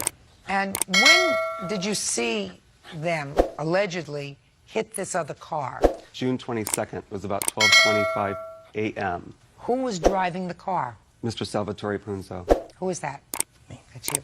And was Mr. Torres the passenger? I believe so, yes. What do you mean you believe so? Well, there was somebody else in the car, and I'm not sure exactly if he was sitting in the front seat or back seat, but he was a passenger in the car. But Mr. Punzo was driving. Correct. What kind of car was he driving? It's a tracker, looks like a small green Jeep. And there's no question in your mind that it was the defendant, Mr. Punzo. Absolutely. Driving. What did you see him do? I had gotten into my car, I was going to the store, and my car was in the dark in a driveway, so they couldn't have known that I was there. Don't tell me what they didn't. Just tell me what you saw. I saw the defendant's car pull up across the driveway where I was parked and bump into another car. Now, after they bumped it, they kind of rolled back a little bit, and then they pushed into the bumper. I'm thinking that they were just creating a parking spot. I don't know what the intent was, but they pushed the car up some 7 or 8 feet. And then did they leave their car there? It was left there. So what did you do? I was just kind of shocked. I got out of my car and walked over to see if there was damage on the car. Mr. Punzo was walking away from the car, and he turned around and saw me, and he said, "What?" And I said to him, I said, "Are you going to just hit this car and walk away?" And he said, "I didn't hit that car." And I said, "Yes, you did." And he became a little bit irate. He told me to mind my own business. He called me fat and old and stupid looking and turned around and just left. And at that point, I said, "Well, I'm just going to call the police." Now, what actions do you attribute to the defendants with regard to this malicious prosecution? There were a number of things that would happen. They would walk by my balcony. I had several instances where my car had damage, things of Tell that me nature. about the prosecution, sir. What did they charge you with? Harassment. On the 1st of August, they had called the police and said that I had called their home the night before 3 different times and threatened that I was going to get their car. They also called the next day because allegedly their car had been broken into. And they said that you were responsible for that? Yes, they did. You have a copy of those reports? Yes, I do. Let's see them, please. This is the copy of the incident report with some reductions, naturally, from the police department. As a defendant, I don't have right to see a lot of those things. Mr. Punzo, whatever happened with the car that you allegedly hit? Okay, first of all, he had to change the glass because that night it wasn't Joe, the one that was in the car with me. It was my other friend. Did you hear my question, sir? What was your question? Don't be a wise guy with me. It's not going to go here. Okay. Do you understand? Mm-hmm. The question was, what happened with the car that you allegedly hit on June 22nd? Nothing. The police asked me, like, did you hit the car? I said, I just bumped a little bit in the car when I was trying to park. Whose car was it? Somebody else's that we don't even know. So we left a note on the windshield as the police indicate with our number and our address. And the police left? Mm-hmm. Is that right? They left. And then they left? Mm-hmm. And you went back to your house? Oh, yeah. Oh, yeah. And left a note on the car? Mm-hmm. Right. Sure you did. Okay. Go ahead. With that report and a series of photographs, the defendants tried to get a permanent restraining order against me. The judge did not give them a restraining order. However, she did say that if they wanted an anti-harassment order, stating that I would not call their house, that she was going to grant me the exact same identical thing, which she did. A copy of both reports. Mine's on the bottom. What happened next? 6 weeks later, the letter and the summons charging me with harassment that I had to appear in court, that I was facing 1 year in prison. That Right, okay. I went through the entire legal system, pre-trials, intakes, attorneys, continuance hearings, and 5 days before the jury trial, my attorney approached the prosecution to give them some idea of the history of this case, and that I was bringing a transcript of that hearing to the jury trial, and the next day they came back and dismissed the case without prejudice. The docket, the city has put on here their reasoning for why they dismissed the case. Sometime between the conversation between my attorney and the city's attorney, and the next day, the witnesses became uncooperative. And in the police report, Mr. Torres claims to have called the police, reported that things were stolen out of his car. Yet in the hearing itself, Mr. Punzo testified that he was the one that called the police and that nothing in his car was taken. His wallet and his passport were in the floorboard of the car, but that his passport was ripped up. I have a photograph of the defendant's passport in the floorboard of their car, and it does not look ripped up. How did you get that photograph? He submitted it in court. Can I see it?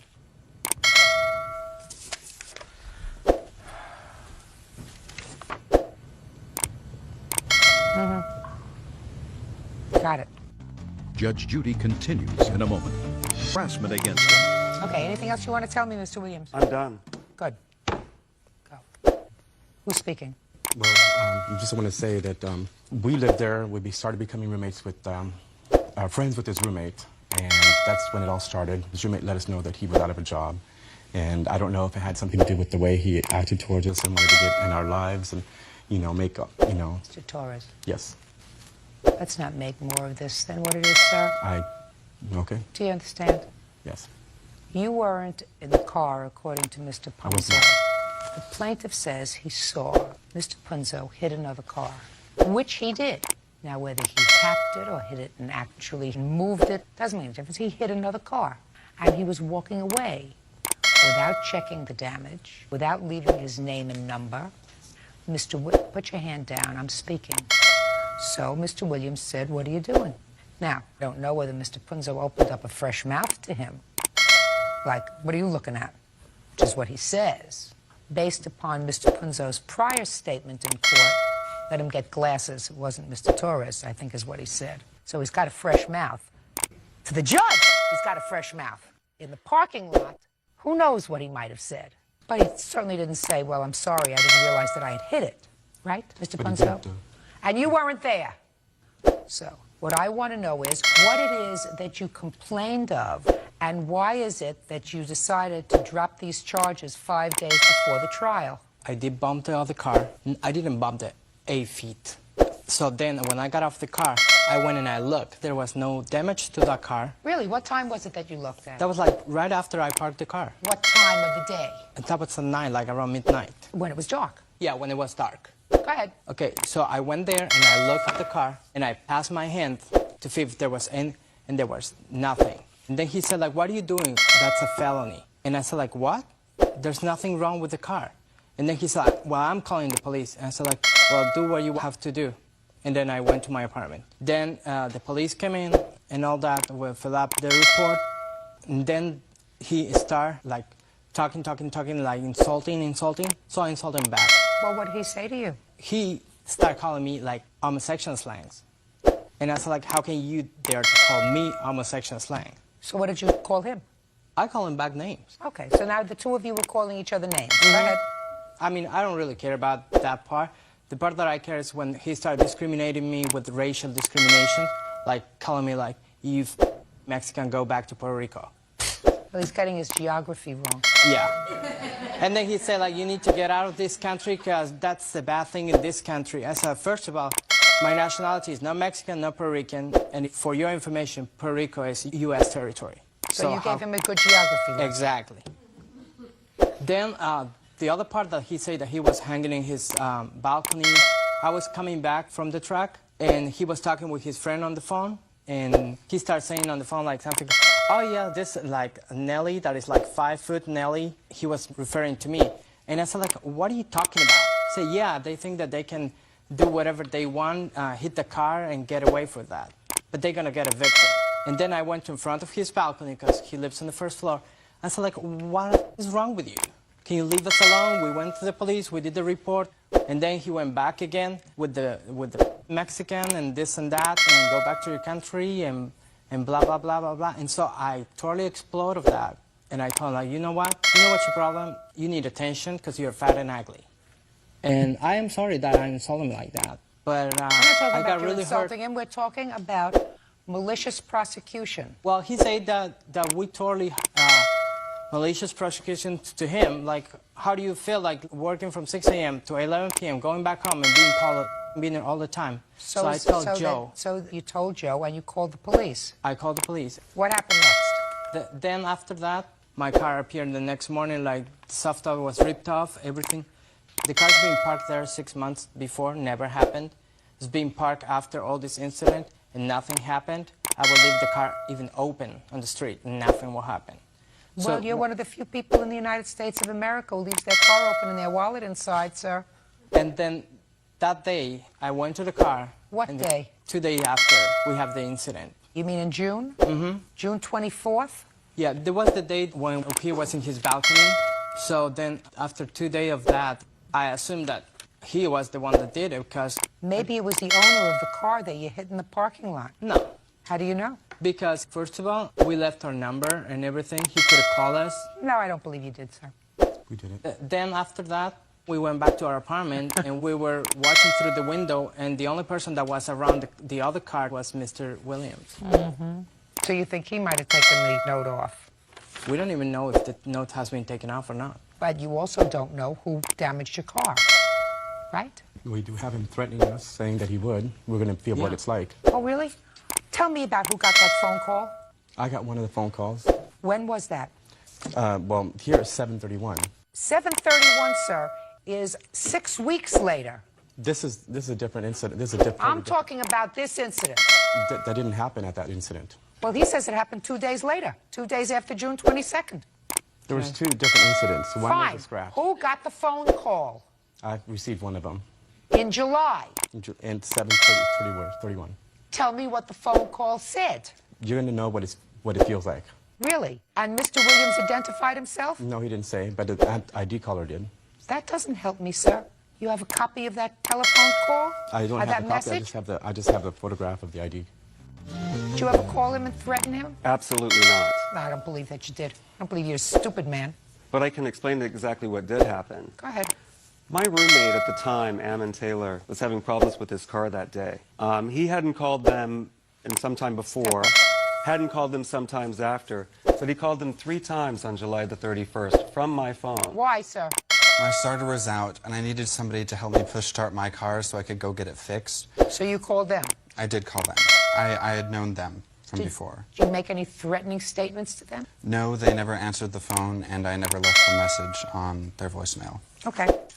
My question is, you filed the complaints and you accused him of doing it. And I assume you wanted vindication. Is that right? Vindication. Your Honor, we wanted him away from us entirely. We wanted to get away from him. I assume you wanted vindication. So what I don't understand is, after you've gone through the entire process, what made you drop the charges 4 days before the trial? Okay, actually, I was the one that I told Joe, just let's forget about it. Why 4 days before the trial? Because, Your Honor, Salvatore has a lot of stress, okay? And we go to the doctor because he has ulcers in his mouth. Well, then maybe if you had gone to trial, which would have lasted 1 day, all the stress would have been gone. But it keeps lasting I have on and a on. note from my doctor saying what caused my stress and what caused all my ulcers in my mouth. Really? Yeah.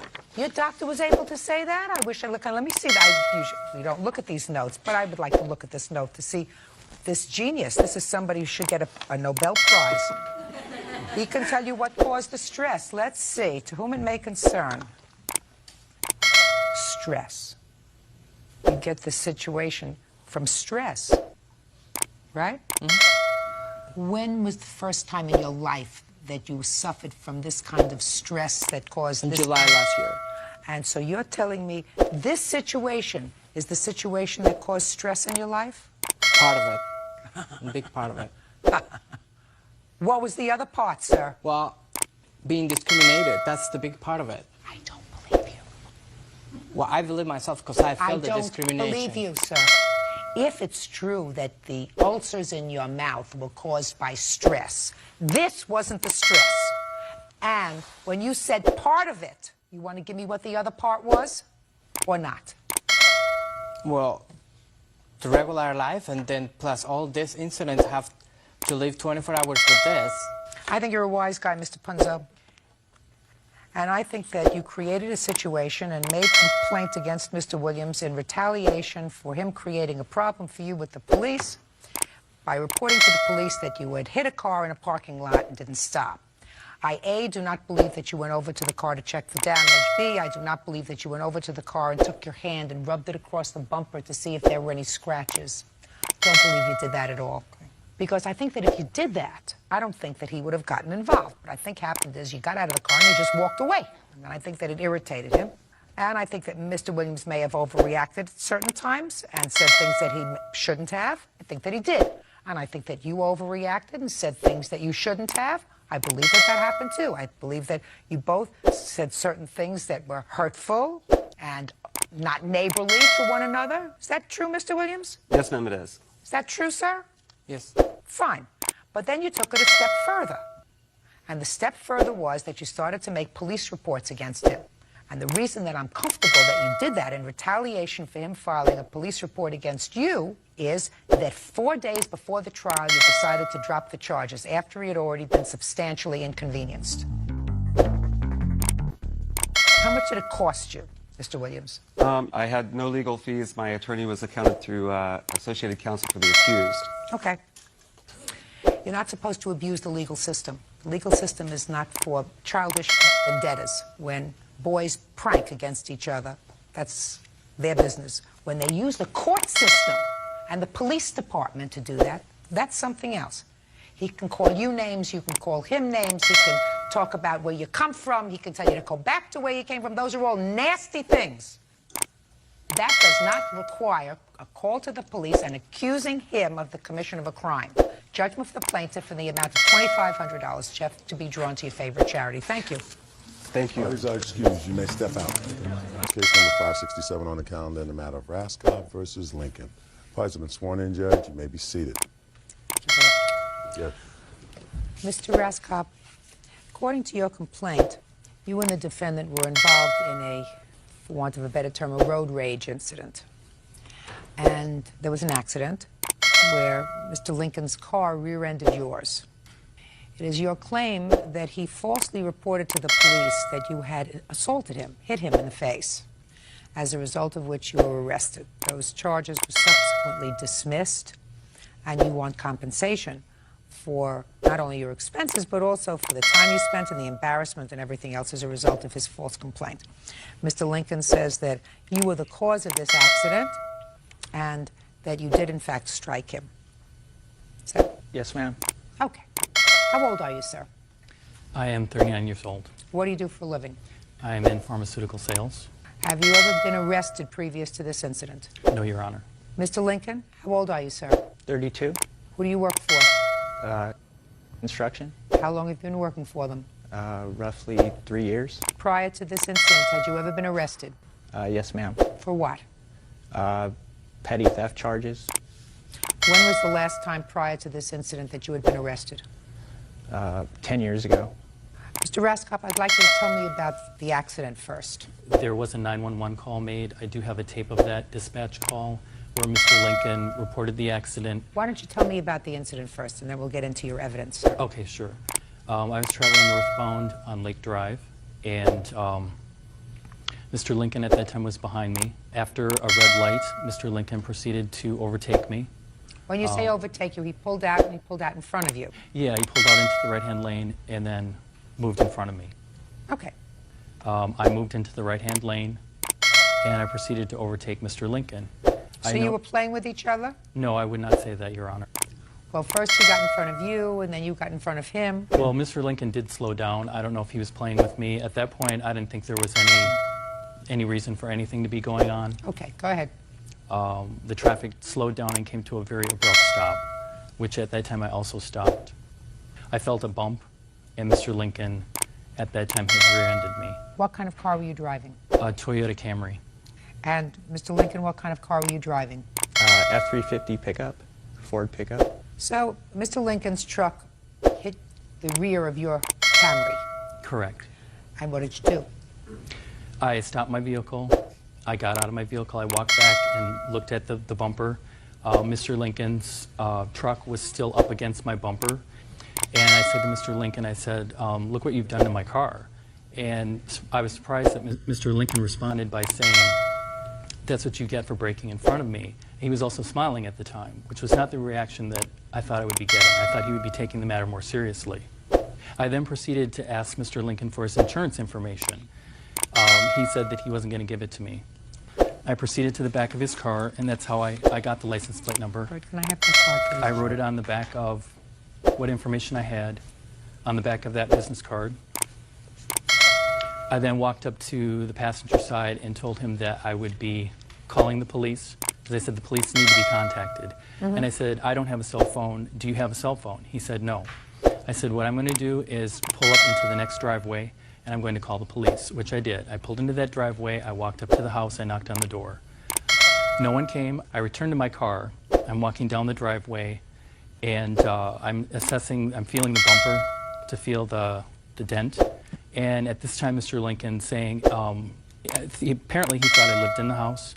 He made comments like, if that's where you live, why are you driving a piece of Camry? He said, why the hell did you cut in front of me if that's where you live? Because that being on the right side of the street, why would I be moving into the left lane?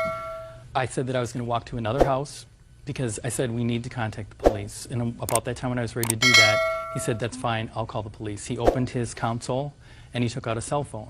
Okay. Now, you said you had a copy of the 911 call. Yes, ma'am. I'd like to hear it.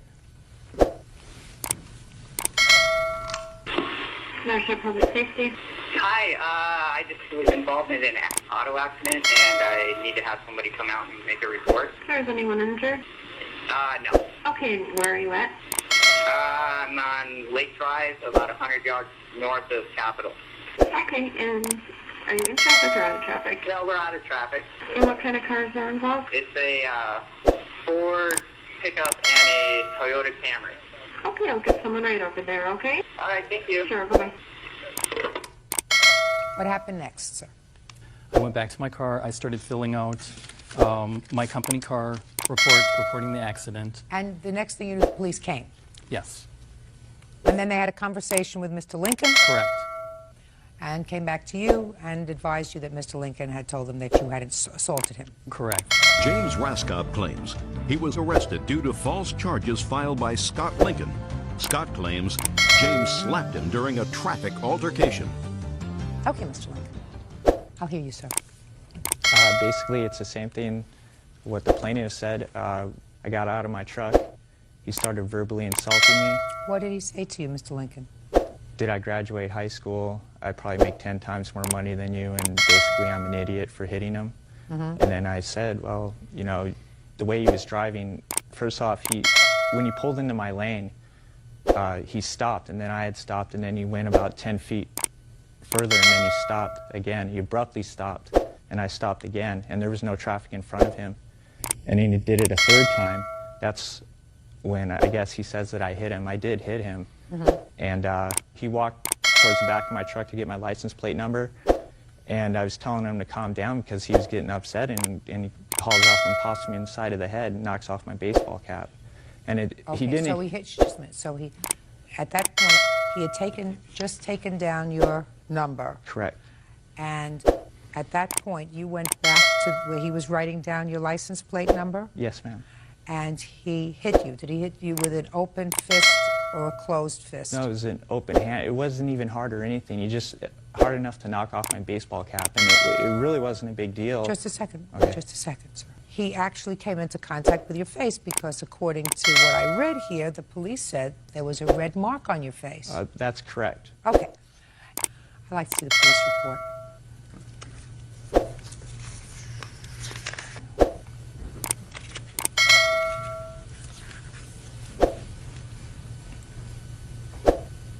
Mr. Raskob, what is that tape of? It is me sitting in the police car with the arresting officer, and I asked him, why I was being arrested. Basically, it's our conversation that took place at that time, and I present this as evidence to show my demeanor, because the officer said that I was extremely agitated, which is contrary, because I was relieved that the police had finally arrived. And I was surprised when he asked me if I had struck Mr. Lincoln. Could you plug in that tape for me, Bert, please? Sure.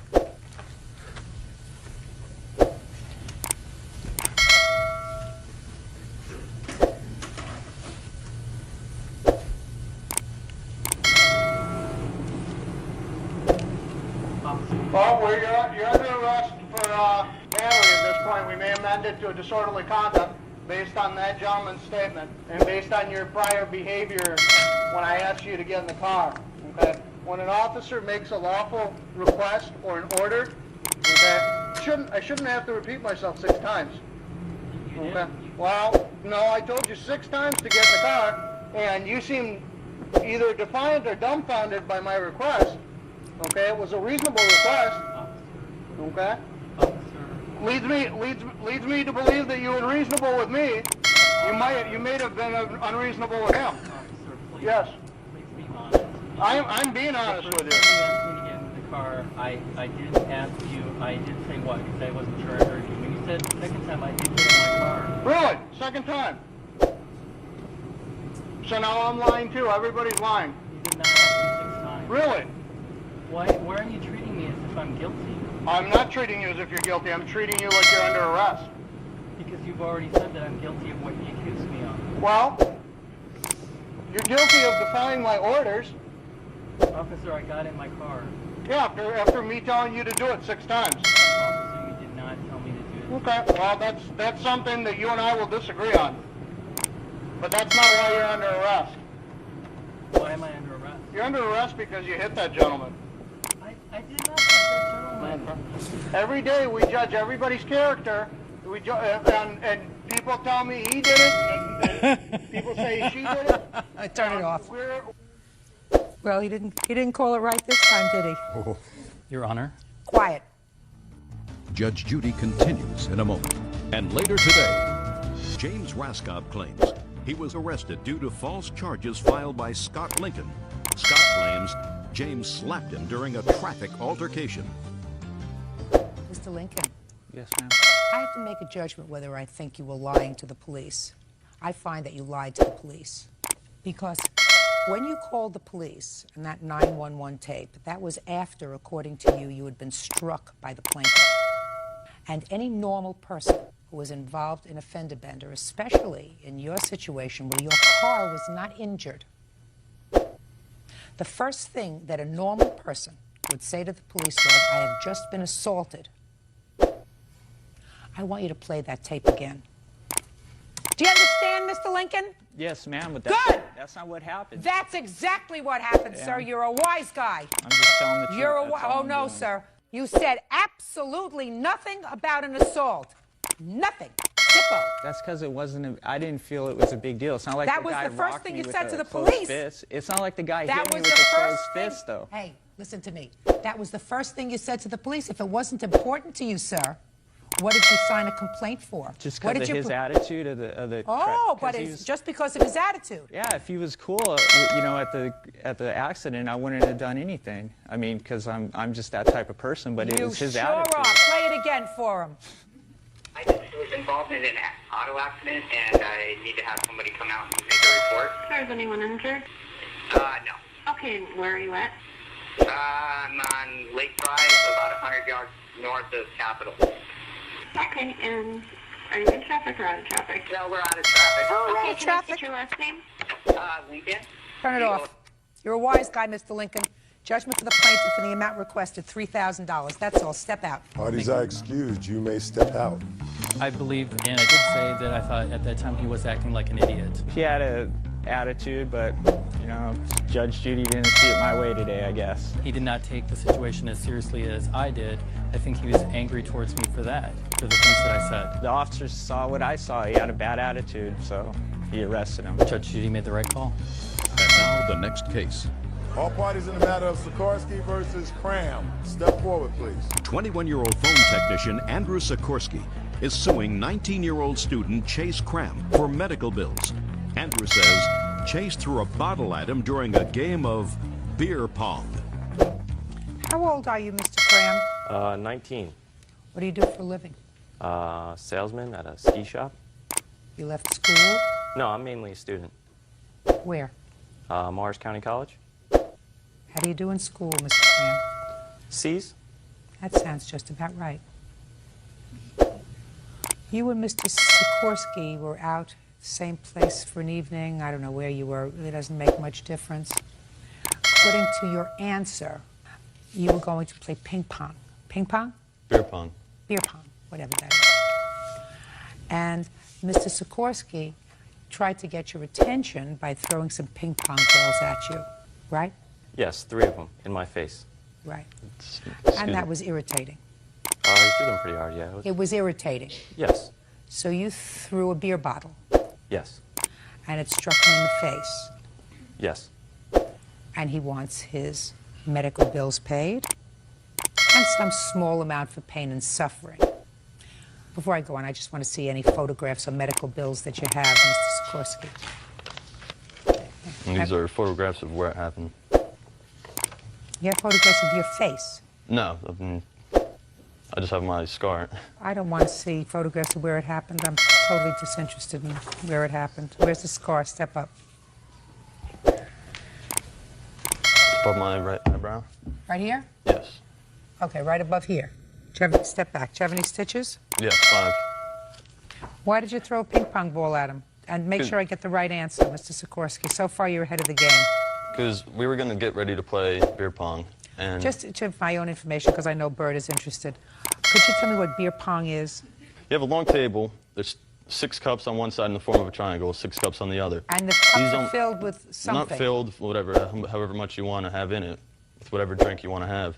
And I throw in his cups, and if I get it in, he drinks the cup I got it into. And then it goes back and forth until there's no cups left. It's a whole college game.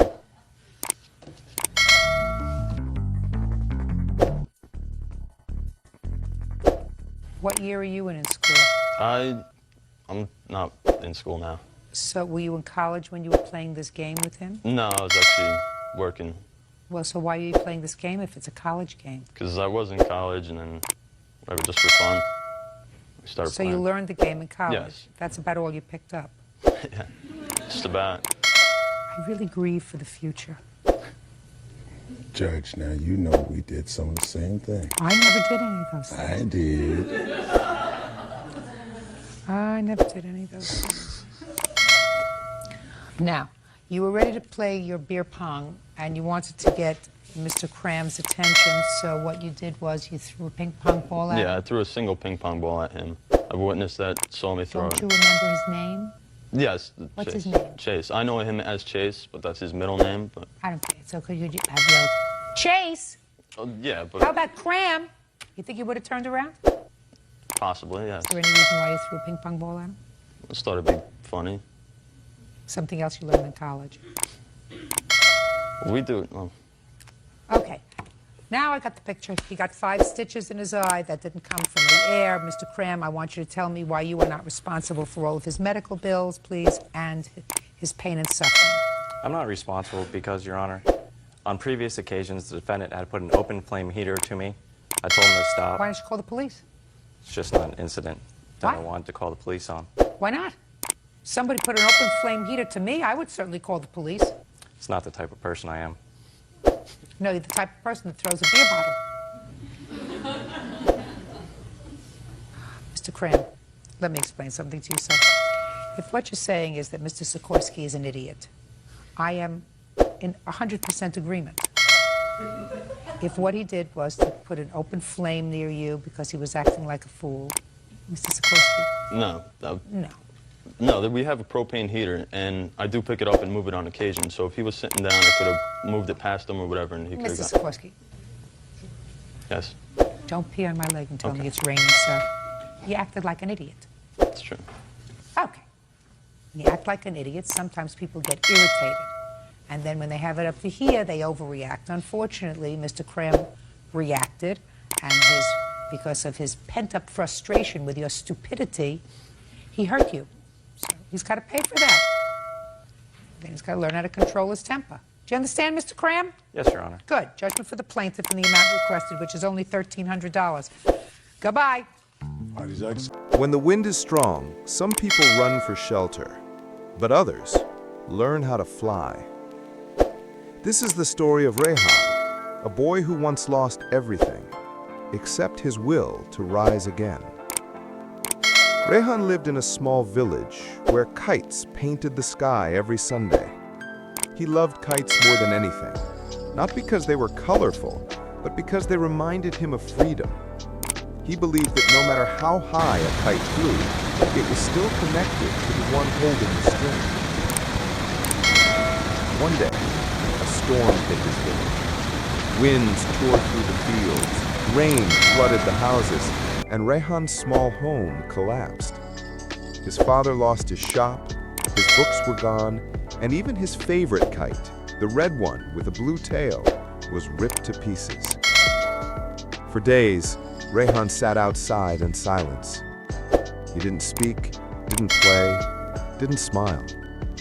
It felt like the wind that once carried his kite had now carried away his life.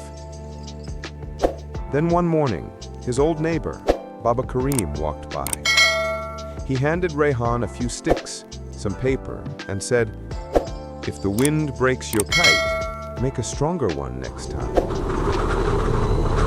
Rehan looked at the torn paper in his hands and said, "What if it breaks again?" The old man smiled. "Then you build again until the wind remembers your name."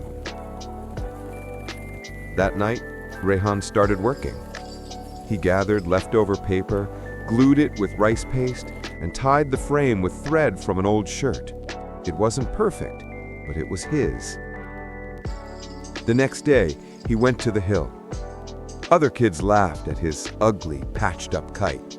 It had scars, it had tape, it looked broken. But when Rehan released it, the wind caught it gently, and it rose higher than any other kite in the sky.